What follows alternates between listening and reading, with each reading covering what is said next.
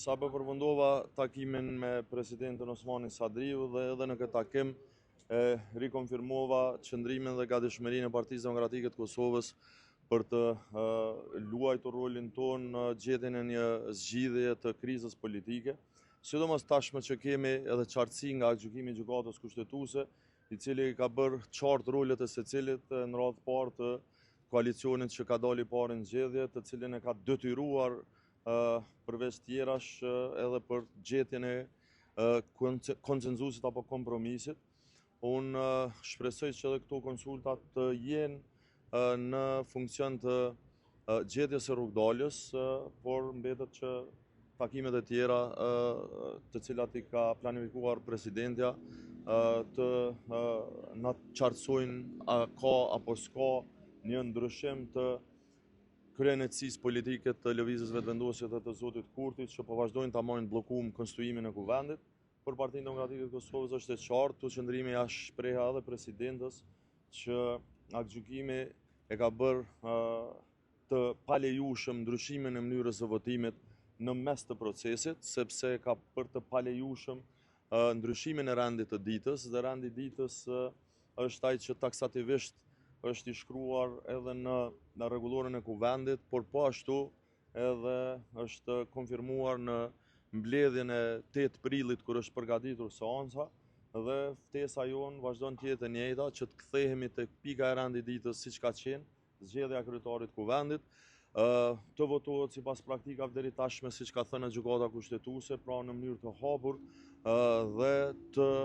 sjellet një propozim i një kandidate për kandidateje që mund ta merr shumicën e nevojshme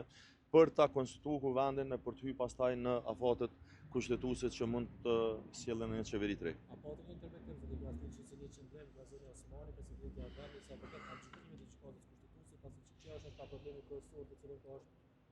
është zoti Kurti ka gozaluar që nuk ka dhënë eleksion, dhe ka thënë ka është. Besoj që presidenti do të deklarohet vetë, nuk më takon mu që ta parafrazoj, nuk është që diskutuam në detaje këtë, por ndryshe marrëmendja se sa i përket gjykatës kushtetuese dhe kushtetutës mënyrë të veçantë e aktgjykimeve, nëse ka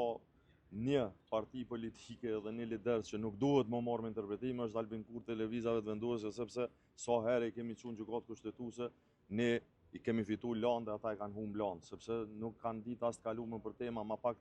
të themi kështu të rëndësishme në kuptimin e ndikimit me interpretu kushtetutën e lemë për këtë çështje që është krejtësisht e qartë. Nëse thuhet që s'mundet me ndryshu rendi ditës, atëherë qysh mundet me ushtu një pikë në rendin e ditës që është formimi i komisionit. Faleminderit.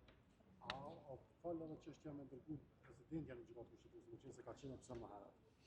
Unë besoj që këtë diskutim e kemi pasur herën e kaluame, por i takon presidentës që të marrë një vendim të tillë. Unë nuk mund të them se a do ta dërgoj apo kur do ta dërgoj, nëse do ta dërgoj, po unë mund t'ju them që Partia Demokratike e Kosovës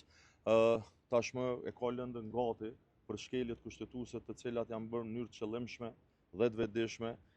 në 2 seancat e kaluara, që mund ndodhë përsëri nesër nëse nuk ndron qasja e kryesuesit seancës dhe grupit më të madh parlamentar të lëvizjes vetëvendosje, por to janë çështje të ndara. Faleminderit shumë, ju përshëndes.